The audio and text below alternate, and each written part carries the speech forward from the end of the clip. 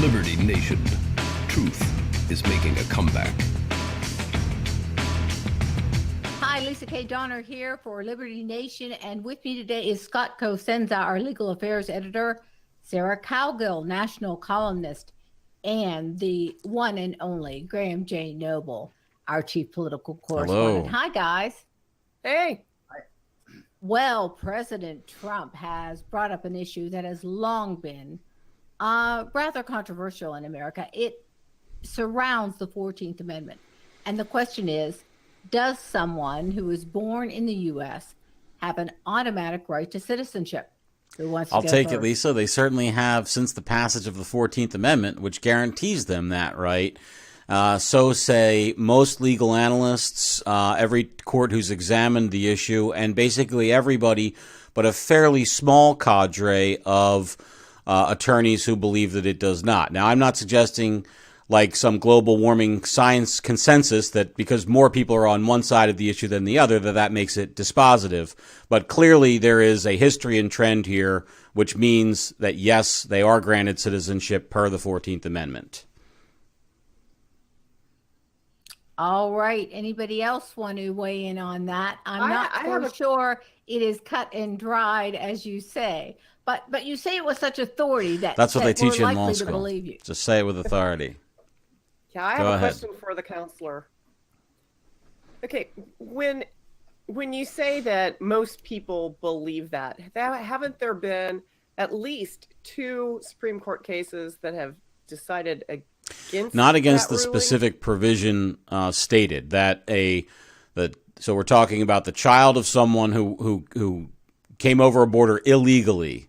We don't have a case on point, to my knowledge, Sarah. We don't have a case on point to that. When I say most people, I mean, when I look, so I wrote about this for LibertyNation.com, and I kind of took a look at the legal landscape and see what were legal scholars that I respect, or even that I didn't respect, but that were popularly published in legal journals saying about this issue. Where is the jurisprudence? And there is, again, there are some serious scholars who believe that the law can be changed without a constitutional amendment. But those are many fewer in number that believe that the issue is well settled with the 14th Amendment and that it requires... I don't think anybody's even trying to change the Constitution. I think they're just trying to interpret the 14th Amendment. Exactly. And the sticky wicket is subject to the So, jurisdiction. yeah, what the meaning of that, Lisa, let me just weigh in very briefly on that point, Lisa, if I may. It was an important part of my written piece, so that's why I just want to speak briefly on it, which is to say there's 2 questions involved. Number one, can that current status of the law be changed without a constitutional amendment? And then the second question is, if so, how can it, what are the mechanics of that it can be done? Can it be done via an executive order, as Trump has said that he will do so? Graham. I would say that this question should actually be fairly cut and dried if one goes back to the original source, which is the blokes what wrote the 14th Amendment.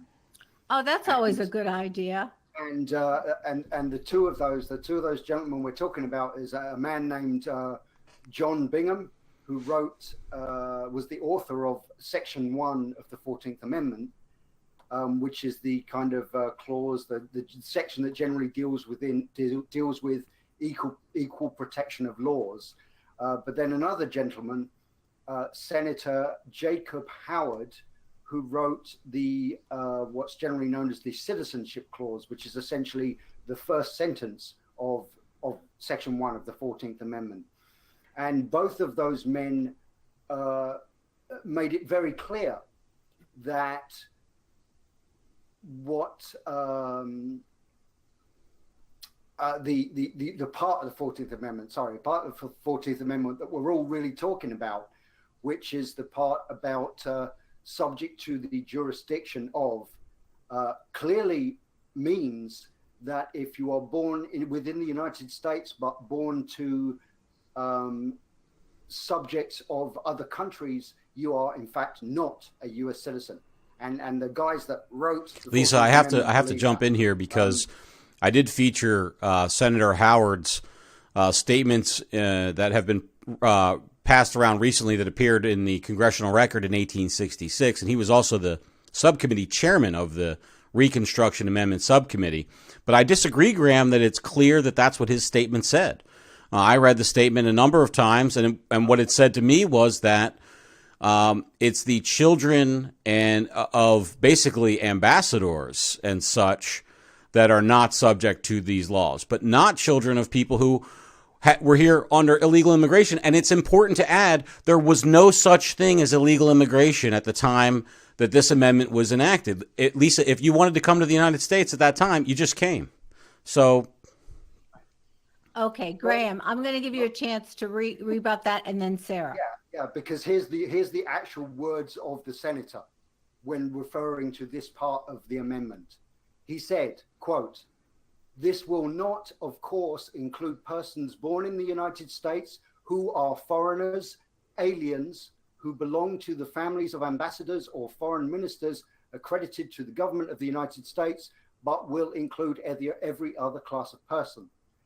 And John Bingham, he actually said, every human being born within the jurisdiction of the United States of parents not owing allegiance to any foreign sovereignty is, in the language of your Constitution itself, a natural born citizen.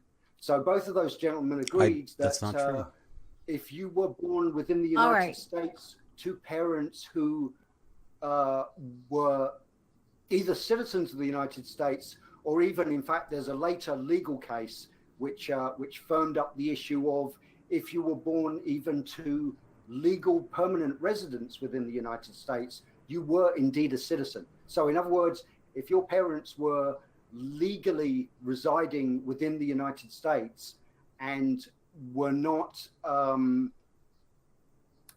so therefore basically their first loyalty was to the United States, then you were a citizen. But if you were born, it doesn't matter where you were born, if you were born to parents whose allegiance lies primarily to another country, then you are not automatically a citizen. Okay, hang on. Before you rebut that, Scott, Sarah, your turn. Well, in my understanding, and Scott may want to smack me around for this one, but this amendment came on the heels of the end of the Civil War, where we had a population of African Americans that needed to become citizens, that needed to be enveloped into the fabric of America, not considered property anymore, but considered people. And it was kind of like an amnesty for them. And that therefore their children were immediately going to be citizens, or any children they were to have would become citizens. I can't equate it with people who just wander across the border or come here illegally and just plan to have a child and it's a citizen. It doesn't make any sense whatsoever to me. Sarah, I'm really glad you brought up the context of the 14th Amendment, because I think context does matter. And I'd just like to put one thing in from a political standpoint. I don't see Trump sticking his neck out on this politically. And this is he is doing that. If he's been told by all his legal team that this is obviously not an issue. Okay, can I go?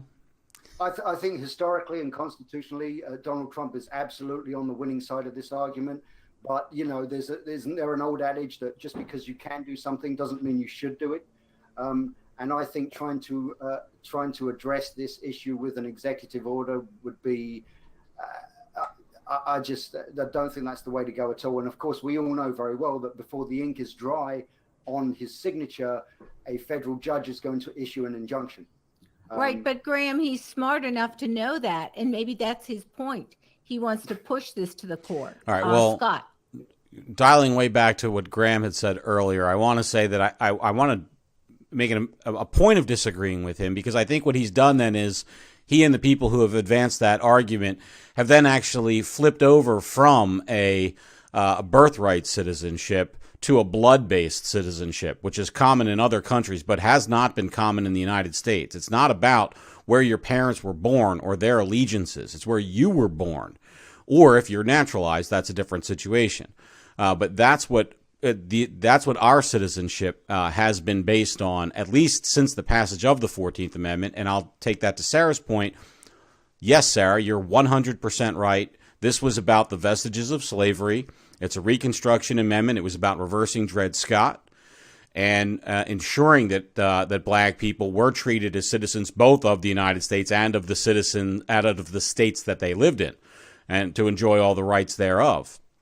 But that doesn't mean that once there is such a thing that is illegal immigration that comes into existence later on, that we don't have to apply those amendments to the facts on the ground. So while I agree with you that this wasn't even contemplated at the time the amendment was passed, that doesn't mean that the state gets a free pass in all of this and how they treat people. They still have to conform to those words or pass new laws. And finally, Lisa, I see that you want to cut in. I'll say this.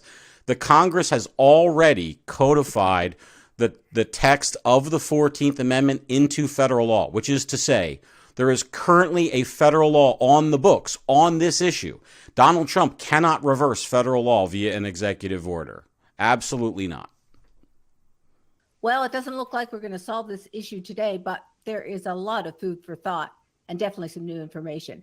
Thank you very much, Scott D. Cosenza, Sarah Cowgill, and Graham J. Noble. This has been the LN Roundtable, a production of LibertyNation.com. I'm Lisa K. Donner.